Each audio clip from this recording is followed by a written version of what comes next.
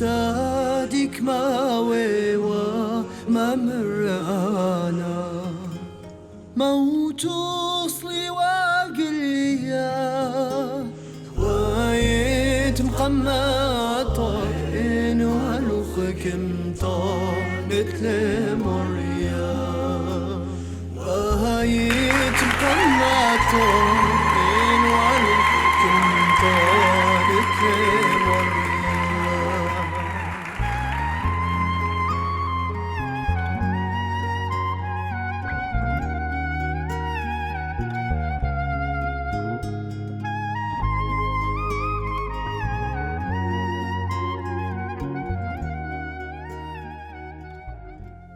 En 1915, il y a eu une grande tragédie sous l'Empire ottoman qui a concerné les Arméniens et les Assyro-Chaldéens.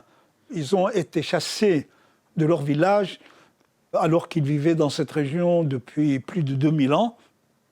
On peut dire que plus de la moitié de la communauté a été massacrée, soit physiquement, soit sur les routes de l'Exode, à l'est de la Turquie, en Anatolie. Il y avait 100 000 Assyro-Chaldéens. Aujourd'hui, il n'y a plus personne. Oui.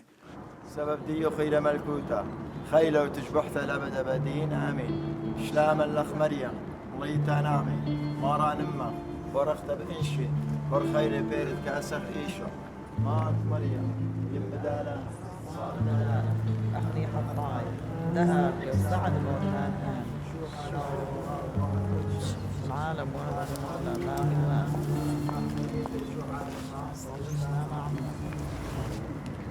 قال لي جماعة كلهم قاموا بشأن روحن لهذه مناسبات اليوم تسهدد يعني أطراي كالداي صار غدان دشوي دشة من الأخمريان بدلكم أويل دمهم قربانة أمت الديين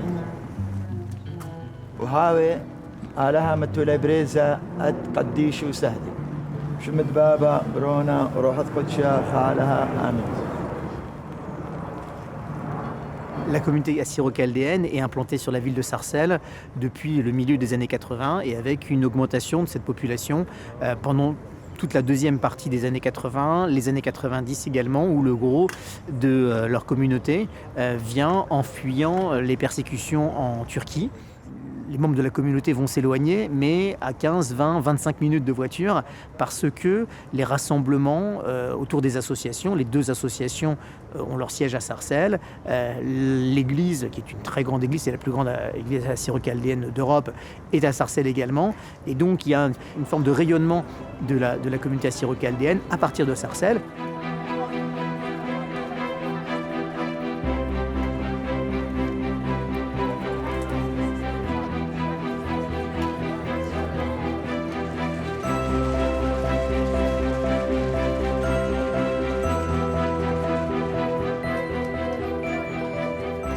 Dans les années 70, on commençait à naître un nationalisme chez les Kurdes, qui avait peut-être commencé un peu avant, mais une guérilla se formait petit à petit. Et malheureusement, nous, petites minorités chrétiennes du sud-est de la Turquie, se trouvions vraiment entre les Turcs et les Kurdes, qui venaient souvent se ravitailler dans les villages, argent et nourriture. Et nous n'avions pas vraiment le choix. On n'était pas bien là où on était. On était en danger constamment. On était, entre guillemets, leur esclave. Voilà, c'était de l'esclavage. J'ai dû quitter mes parents à l'âge de 8 ans pour arriver à Istanbul, pour travailler un petit peu, aider mes parents et surtout me préserver. Donc là-bas, la vie était très dure pour les femmes. Il y avait des rapts. Oui, des rapts de jeunes filles, et il y avait des vols, des incendies, et il y avait des razzias de la part des Kurdes dans ces villages. Donc ils se trouvaient enserrés entre le marteau et l'enclume. Après avoir subi beaucoup de pression, d'agression de la part des uns et des autres, si je peux dire, à un moment donné, on ne pouvait plus et puis on devait quitter malheureusement les villages, donc nos villages d'origine, nos terres ancestrales.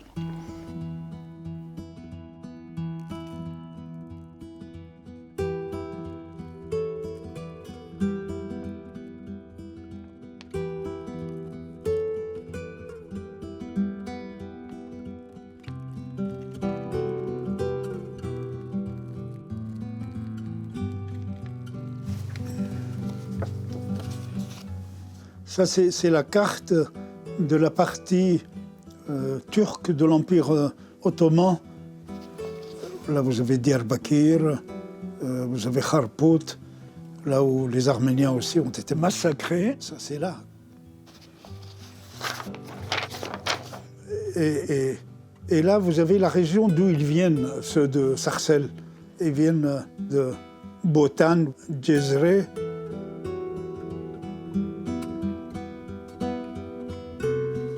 Ça, c'est le pays Hakkari. Et eux, de Turquie, d'où ils viennent de là. C'est le sud-ouest du Hakkari. Beytouch Shabab, leurs villages sont situés ici. Une partie a pris les chemins de l'exil, vous voyez, les chemins de l'exil. Ils ont marché dans des conditions terribles, des centaines et des centaines de kilomètres. Et ceux qui sont dans la communauté à Sarcelles, ce sont des survivants de cette période.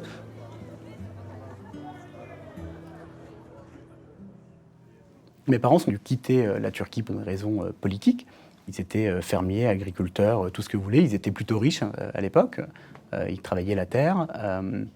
Ils ont dû tout vendre très rapidement, venir en France, dans un pays qu'on ne connaît pas, s'installer chez des cousins, des cousines, des oncles, des tantes, valises, enfants, en bas âge, à plusieurs dans un appartement, vivent les uns sur les autres. Enfin, voilà, ça a été, je pense, très compliqué pour eux. Dans un premier temps, ils ont atterri dans le 93, autour de Clichy-sous-Bois, Montfermeil et tout le reste. Et petit à petit, ils ont travaillé, ils ont réussi à se former d'une manière ou d'une autre, même en parlant pas très bien le français. Je suis le premier à être né en France, d'où le fait de s'appeler Jean-Pierre. Vous savez, Jean-Pierre, c'est un prénom... Je pense que quand on vous a dit d'appeler Jean-Pierre, on a dit c'est une personne de 50 ans, voire plus. Et en fin de compte, non, j'ai 32 ans. Et une fois, j'ai posé la question à mon père en disant mais pourquoi Jean-Pierre en fait? Et il m'a dit parce que, premièrement, c'est un prénom qui est 2 fois saint, et en même temps, ton pays, c'est la France. Et donc, il te faut un prénom français. Donc, on est 10 frères. Hein. Donc, c'est Ferman, Ferry, Terkan, Métine, Sefer, Nemrut. Et moi, je suis le premier à être né en France, donc c'est Jean-Pierre. Ensuite, vous avez Michel, Thomas, puis Andreas. On est arrivé ici, on n'avait pas vu autant de lumière, on n'avait pas vu autant de choses. C'était beau à voir. C'était beau. Isho Baraï, Jésus mon Créateur. Cette prière dit l'amour que nous avons pour Jésus et sa beauté. Nous lui disons que notre âme et notre cœur sont tout à lui. Nous disons que tous les anges sont étonnés par sa beauté, que nuit et jour, il glorifie son nom. Nous disons qu'il est bienheureux et qu'il nous guérit, qu'il est notre repos et que toutes nos blessures sont guéries par lui, celles de nos corps et celles de nos âmes. Il est la source abondante des bienfaits et des miséricordes, le bon médecin pour nous qui sommes malades.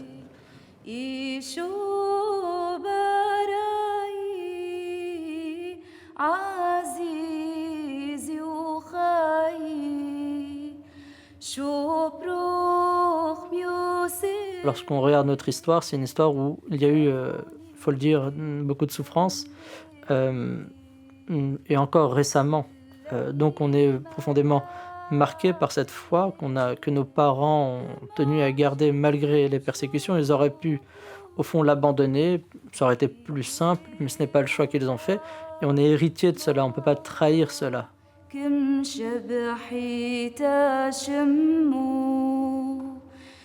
Les Chaldéens ont toujours été dans des terres où ils n'étaient pas majoritaires, enfin en tout cas depuis très longtemps, et n'avaient pas d'institution qui les soutenait comme un État, mais souvent sous domination. Et l'institution qui les a tenus ensemble, c'est l'Église.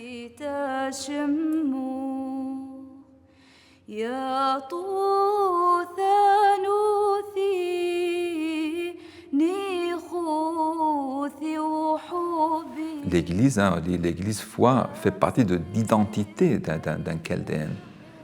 Quand on dit un Chaldéen, tout de suite c'est un chrétien, tout de suite il a son Église, tout de suite il a son appartenance, tout de suite c'est la langue araméenne, la langue chaldéenne. Leur identité est nourrie par la foi. Donc c'est comme un poisson, on ne peut pas imaginer un poisson sans l'eau. Donc on peut un peu imaginer presque un Chaldéen sans la foi, sans l'Église. Hein. Ça fait partie de son identité, de sa culture.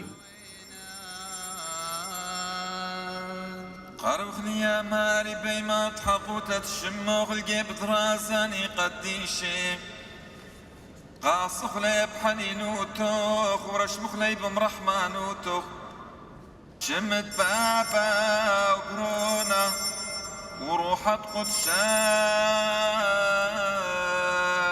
العالمين آمين يوسف سيداتي دفناتي ومقلاتي لا تشاكك وحقوتي هللويا هللويا شموقني وقتناتا من كذا وشمياتا هللويا هللويا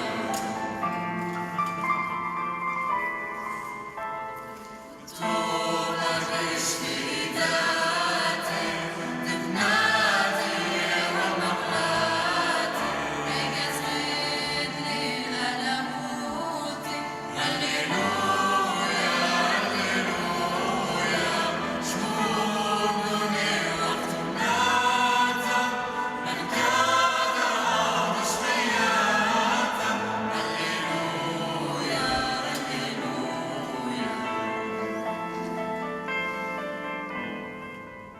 C'est très important pour nous, les Assyro-Chaldéens, la religion et donc la foi. On est croyants et même à la maison, avant de manger, on prie. Donc le matin, on prie, le soir, avant de dormir. Moi, personnellement, je le fais. Donc chacun. Donc c'est très important pour nous. Quand l'Église, elle demande des choses, la communauté elle est à l'écoute de tout. Voilà. Je vais à la messe tous les dimanches, j'ai fait la chorale tous les dimanches pendant quelques années quand même. L'église, je me sens bien dedans. Ma foi, quand je suis toute seule dans ma chambre, je me sens bien aussi. Ça répond à toutes mes questions, je me sens à l'aise en fait, je me sens bien. Dans la vie de tous les jours grâce à ça. Parce que je trouve mes réponses, je me pose plus énormément de questions. Oui, c'est tout moi.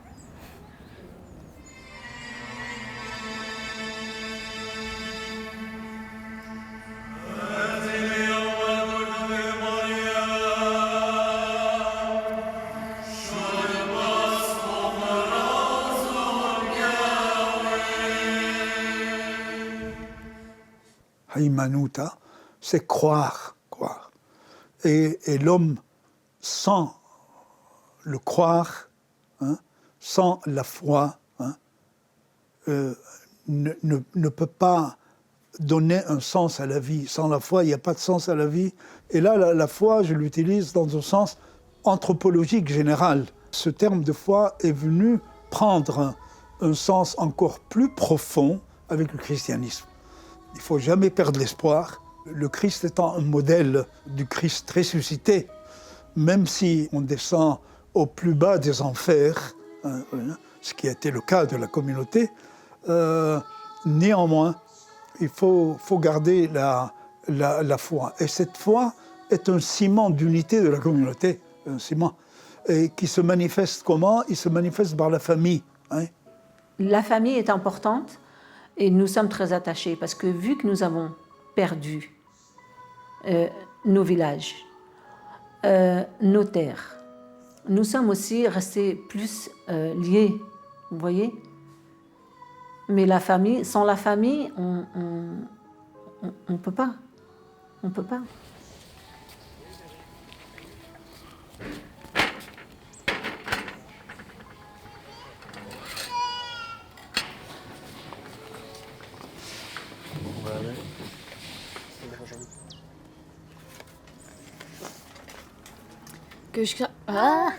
Que chacun donne selon ce qu'il a décidé dans son cœur, non d'une manière chagrine ou contrainte, car Dieu aime celui qui donne avec joie. Ça fait mal.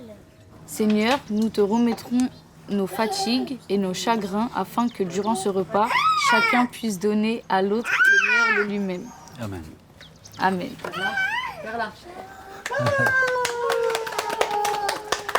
Adrien, veux-tu me servir un peu? Est-ce que vous avez compris ce que a lu Bérénice? En gros, donner avec le cœur et pas avec le chagrin ou la tristesse. Ou la contrainte. Voilà, parce que Dieu, il aime que quand on donne avec le cœur. Et surtout, sans le faire savoir. Bravo. On le donne avec le cœur, mais on ne le fait pas savoir. Chez nous, les enfants, ils arrivent à trentaine, un peu plus de trentaine, ils sont toujours chez papa-maman. Parce qu'on a toujours cet esprit de famille, cette union qu'on a entre nous.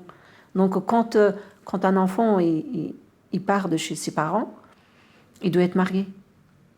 Vous voyez? Un enfant, il doit être marié, il doit être posé, et il doit, le jour de son mariage, il doit partir de chez ses parents. La fille, c'est pareil.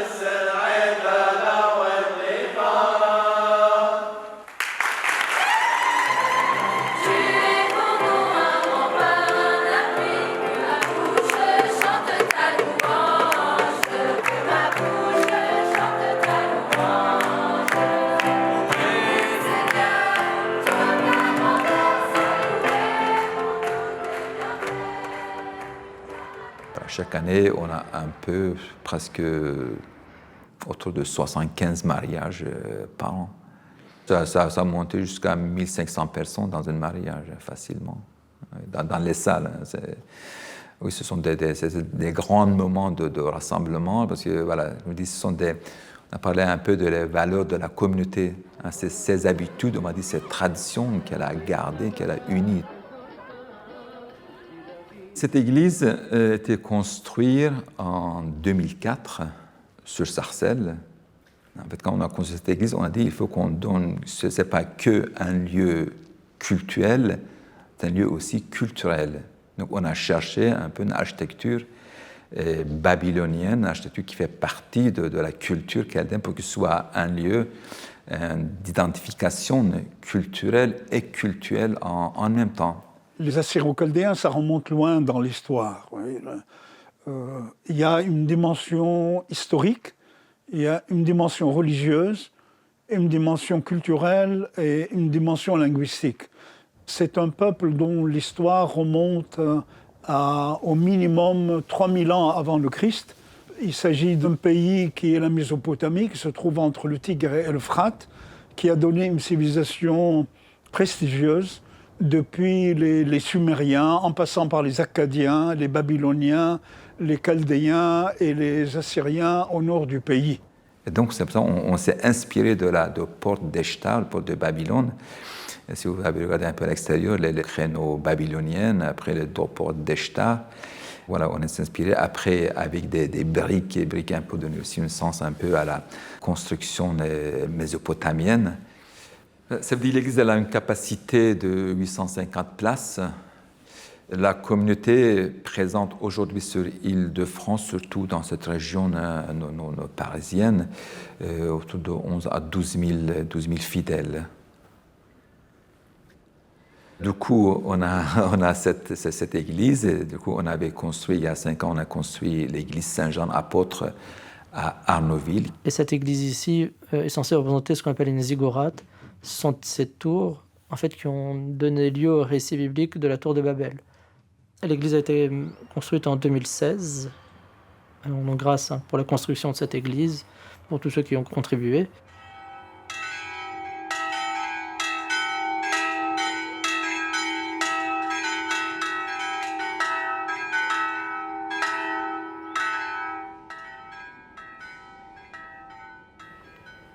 بابا نديل بشمية باشم قدش شمخ أتيا ملكوتخ هاوى عجبونخ ديل بشمية هذا خام بارعة هلا لخمة سنيقوتا دادي يوما شووخ طالن نهنو خطياتا دير دمغ شغلناني دخطيلي إلا لما أتلم جو جورابا إلا خاصا من بيشا سبديخ إلى ملكوتا حيلو تجبحت الأبد أبدين آمين هاشا وخل الزوان والعالم عالمين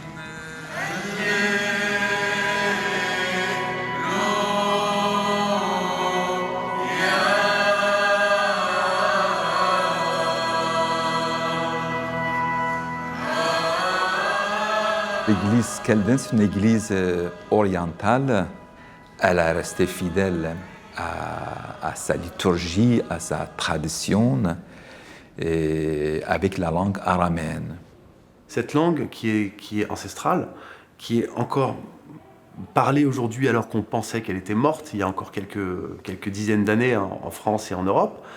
Mais c'est une langue qui est très importante. C'est vrai que si on perd notre langue, on perd aussi notre identité. C'est ce qui fait qu'on est en fait assyro-chaldéen. C'est la base de notre civilisation.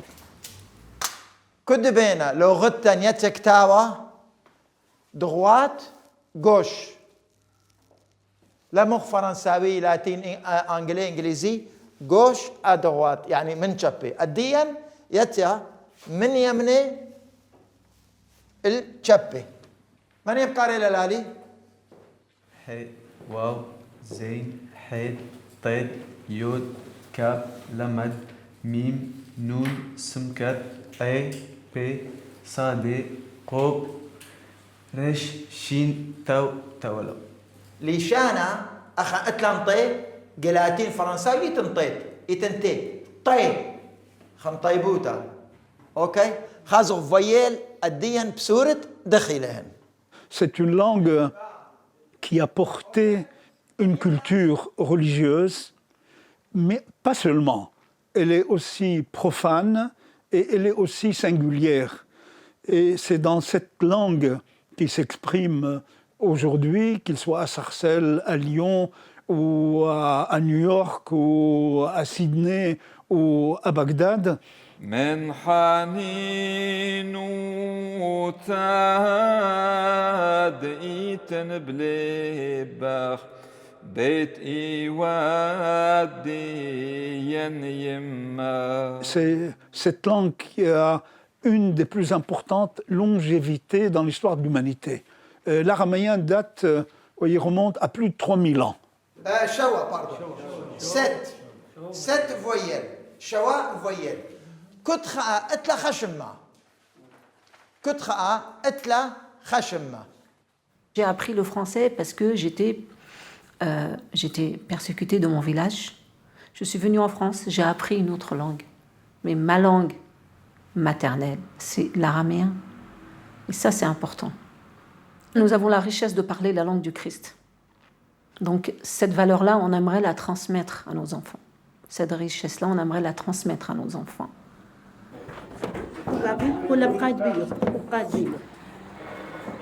Allez, 1, 2 et 3. C'est bien. Viens Clara, viens toi aussi. Allez, Tato Lali. Allez, Ida. Lagba chérie, lagba. Lagba. La communauté chaldéenne, malgré ce que nous avons vécu au village, ce que nous avons traversé, nous sommes quand même tous restés unis ici. Et je pense que sans l'aide de Dieu, on ne serait jamais arrivé là. Sans l'aide des uns et des autres, on n'en serait jamais arrivé là. C'est une communauté désormais déterritorialisée. Peut-elle transformer tous ces lieux où elle se trouve, tous ces pays qui l'ont accueillie, en des lieux de mémoire et perpétuation de leur identité, tout en étant intégrés au pays? En peu de temps, entre 1980 et 2020, alors que leurs conditions de départ étaient très difficiles, ils travaillaient dans des ateliers de confection, ils vivaient dans la pauvreté, ils travaillaient plus de 10 heures par jour, et voilà, maintenant ils sont tous pratiquement propriétaires. En Turquie, ils savaient coudre, donc confection, et ils ont appris aux autres, chacun a appris à l'autre, à sa famille, ils ont appris et ils ont investi là-dedans, ils sont investis là-dedans, et ils ont créé des sociétés eux-mêmes, donc des sociétés de confection, et chacun travaillait pour l'autre, et voilà. Le textile, ça ne demandait pas des diplômes. Tout le monde s'est mis un petit peu dans ce secteur d'activité qui était textile. Pendant peut-être les 80, pendant une vingtaine d'années. Après, donc, textile, ça a diminué, et puis les gens, avec la communauté a été élargie. Ils sont partis dans d'autres secteurs, les nouvelles générations, ils ont fait des études. Et après, il y a eu le secteur du bâtiment. Et maintenant, c'est bars, restaurants, tout ça. Donc, sur l'Est de Val d'Oise, par exemple, aujourd'hui, on peut dire peut-être 70-80% des restaurants, bars, tabac, ça appartient pratiquement à la communauté assyro-chaldéenne. Donc, c'est pour dire qu'on est bien implanté dans ce secteur. J'ai connu les ateliers de confection où c'était 12 heures par jour, du lundi au samedi, parce qu'il fallait passer par là. Mais la génération qui a suivi s'est mieux adaptée parce qu'elle a été un petit peu à l'école. Moi-même, j'étais destiné normalement à être garagiste ou carrossier peintre. Et ma nature a fait que j'ai changé de voie. J'ai toujours créé, donc en tout, j'ai eu 2 restaurants, 2 boutiques, à des périodes différentes, bien sûr. Hein. Et je suis agent immobilier également. J'ai investi avec ma femme dans des salons de coiffure.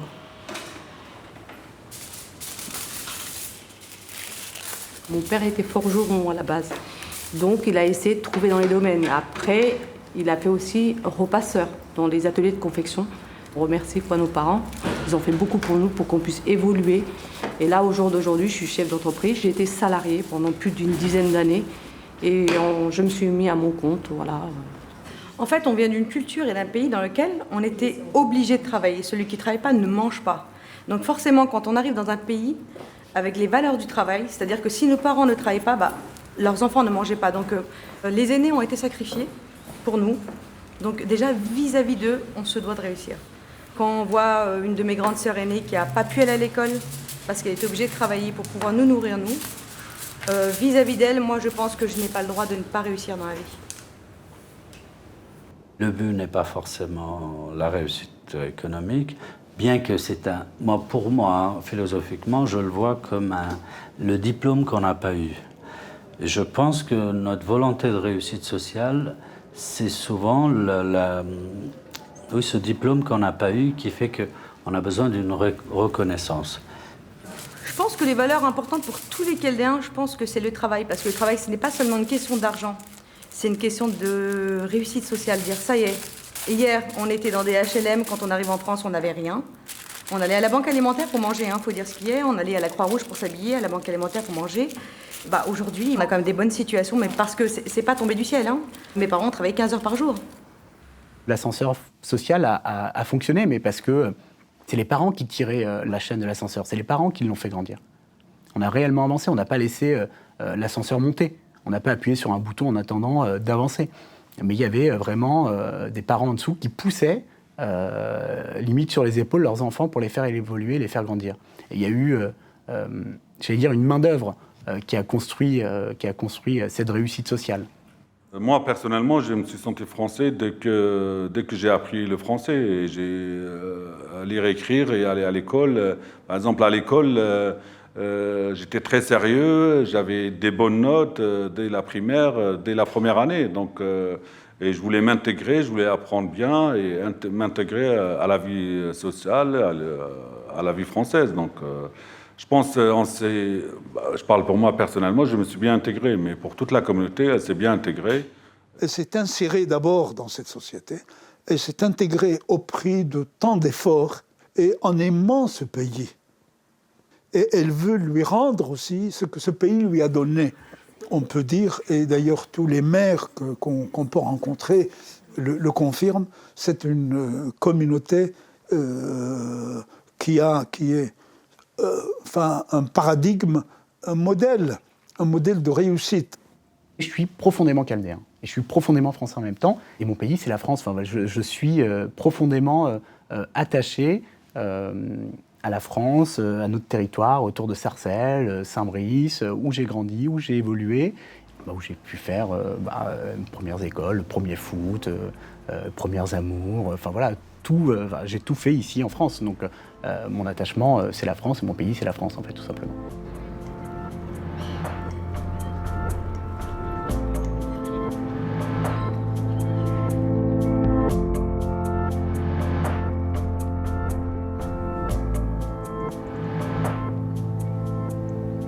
Nous, les Assyro-Chaldéens, un peuple apatride, on est pour la France vraiment l'émigration presque idéale, parce qu'on a une seule nation de cœur, qui est la France.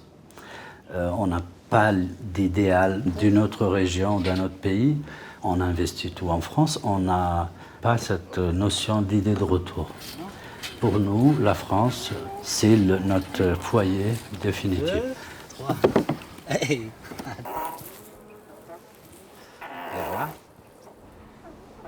La France, elle est protectrice des chrétiens d'Orient.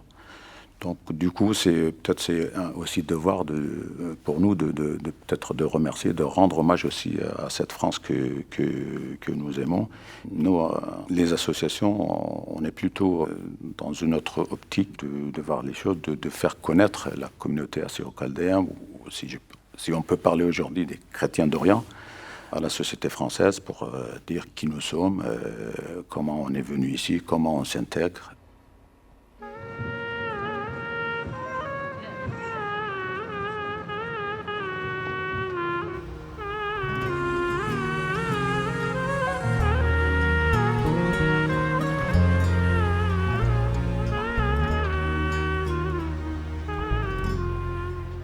Comme il disait Charles Aznavour, 100% arménien, 100% assyro-chaldéen, français, c'est la même chose pour nous. 100% assyro-chaldéen, 100% français. À l'évidence, la plupart des Assyro-Chaldéens sont aujourd'hui, ils vivent en diaspora. Ce phénomène s'est nettement accentué dans les 2 dernières décennies. La Turquie pratiquement s'est vidée. Ceux de Syrie, vu la guerre également en Syrie, ont pris le chemin de l'exil. Ceux d'Irak, ça a été un drame avec la multiplication des attentats. Combien reste-t-il en Irak? Point d'interrogation.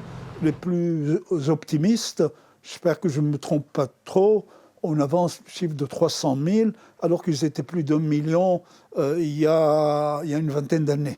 العراق لأن قمت يعني أخنا كسوراية قرداية إزدية شيعة سنة لتو تشوف فرقوتا بيناتيني مخونواتا عيشة خوثاما بعدين أمريكا تيلا ويرقا وعراق قتل صدام حسين بعدين بريل تفرقة جو عراق سنة بشلي قارشي أد شيعة شيعة بشلي قارشي أد سنة وعرباية قرداية بشلي قارشي أد سوراية مطران فرج رحو وقاشرة غيد زيلي وباد خرز الإيتا بحي الوحدة وديرهن نصيب خكمة عصابة قم أريلي عرب ديان وقم لي قتل لي مطران وقتل لهن قاشة بيموصل باطر ما قتلي لهن ويرا أرطلاتر بيرخي وقت سركوزي والخ أمر يامر إنه سوراي كالداي أدي لي جاود موصل خمشان ما نفري أو خمشان مع عوائل يعني إن كبي آتي أنا بقبل النهن والمحصلة موافقة إنه من فرنسا آتي لفرنسا. Parce que la France est un pays d'où les pères d'égalité et de fraternité. Tous les dimanches, je me bien à l'église Saint-Thomas. Vendredi, je me bien à l'église Saint-Denis. Tout ce qui touche les chrétiennes d'Orient ou les chrétiennes en Orient, ça touche directement notre communauté. Elles se sentent touchées par l'événement. On partage avec cette fragilité de l'Église ou de la foi chrétienne en Orient. Et après, comme on a vécu dans ce territoire, presque tous, ils portent en fait les blessures de l'histoire de l'Orient.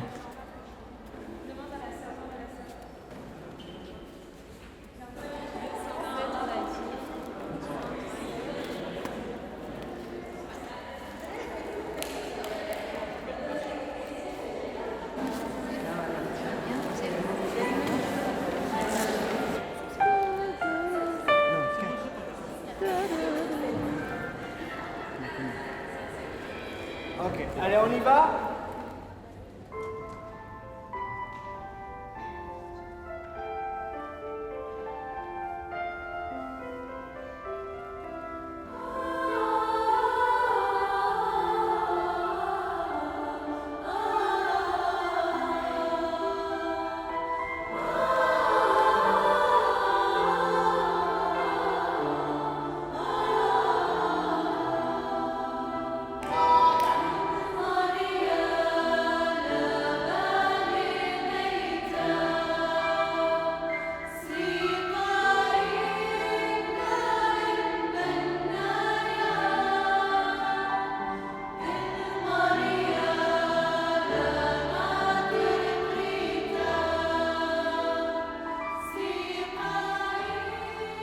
Cette chorale, ces beaux visages de garçons et de filles qui sont là, qui se donnent totalement.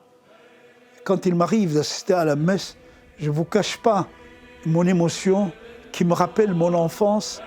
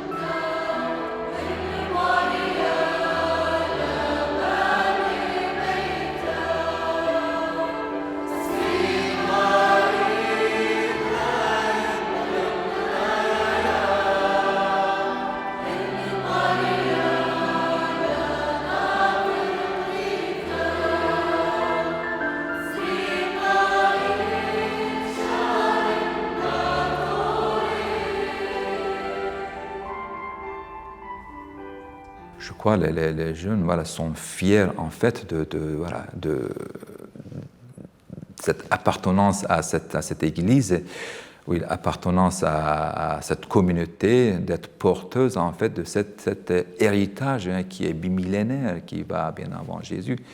Jusqu'à maintenant, dans toutes les familles, et les enfants, dès qu'ils sont nés, tout de suite on demande quand est-ce qu'on peut les baptiser. Tous les enfants sont baptisés à 3, 4, 5, 6 mois. Il y a peut-être même 1%, 2% d'enfants qui dépassent 1 an sans être baptisés. Et puis, on va aussi, tous les enfants sont catéchisés. Aujourd'hui, sur les 2 églises ici et à Saint-Jean, on a un peu plus que 900 enfants sur primaire en catéchèse.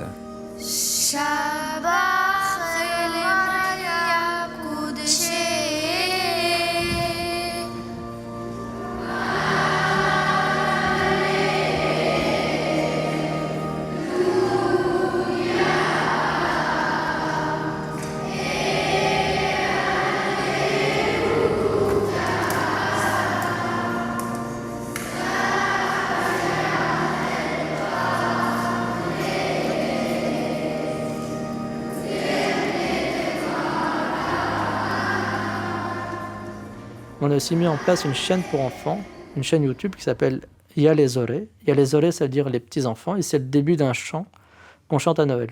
كم هي منوخ خاء لها بابا خيلانة كل باراية كل مندي دك بايش خزية ودلك بايش خزية.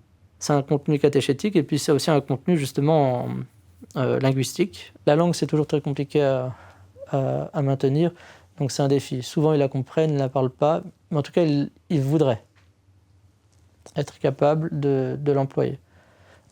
Pour l'instant, on en est là, et on verra comment les années à venir vont se dérouler.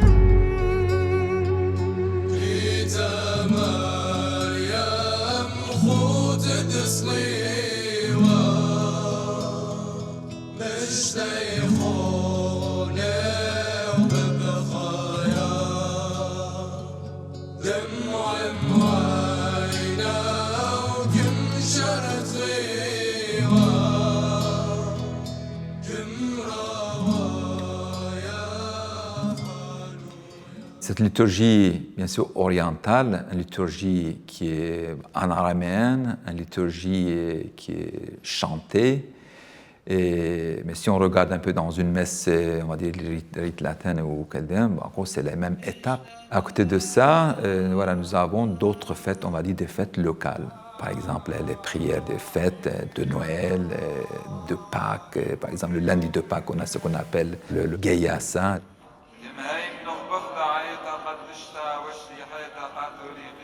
L'histoire de Geyassa, ça commence par le bon larron, la personne qui a été crucifiée avec Jésus, le ventre du Saint, à la personne à laquelle Jésus a promis le paradis.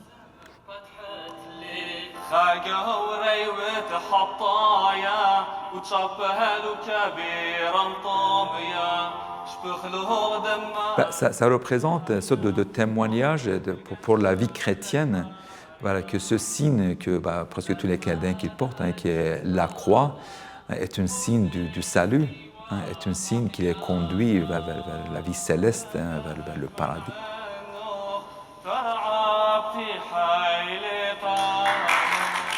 Deuxièmement, c'est un signe aussi que le Christ est fidèle à sa promesse. S'il lui a dit que tu seras avec moi au paradis, oui, il sera avec lui au paradis. Et cette parole, c'est à chaque croyant, à chaque fidèle qui croit et qui porte ce signe. C'est une promesse de Christ. C'est l'Église qui a mené en fait l'histoire de ce peuple, où ce peuple l'a mené depuis le 1er siècle jusqu'à aujourd'hui, le 1er siècle du christianisme jusqu'à aujourd'hui. C'est l'Église qui a conduit ce peuple, c'est elle qui a, on va dire, c'est autour d'elle que ce peuple a continué son existence, que ce soit linguistique ou liturgique ou littérature ou autre, c'est autour de l'Église. C'est une communauté qui a vécu un destin tragique, un destin. Ça, on peut le dire, mais cela ne l'a pas empêché de garder son optimisme, de regarder devant elle en permanence, animé par la foi, sa foi, qu'elle perpétue. La foi, elle est importante, parce que sans la foi, on ne va nulle part chez nous. C'est comme ça parce qu'il y a un créateur. Et pour nous, c'est important.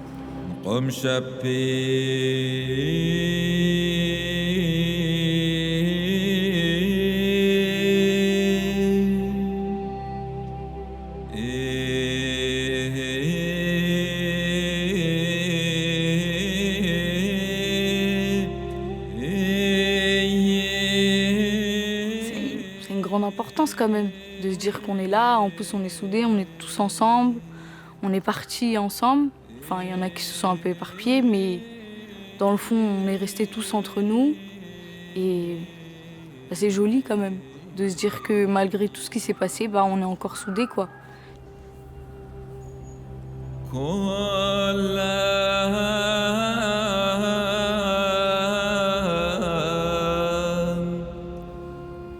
grosse fierté, même, je dirais. Il y a une grosse fierté. C'est, on le voit, hein, surtout chez les jeunes aujourd'hui, beaucoup plus que chez les anciens, qui affirment vraiment sans concession, je suis assyro-chaldéen, je suis chaldéen, je suis assyro-chaldéen.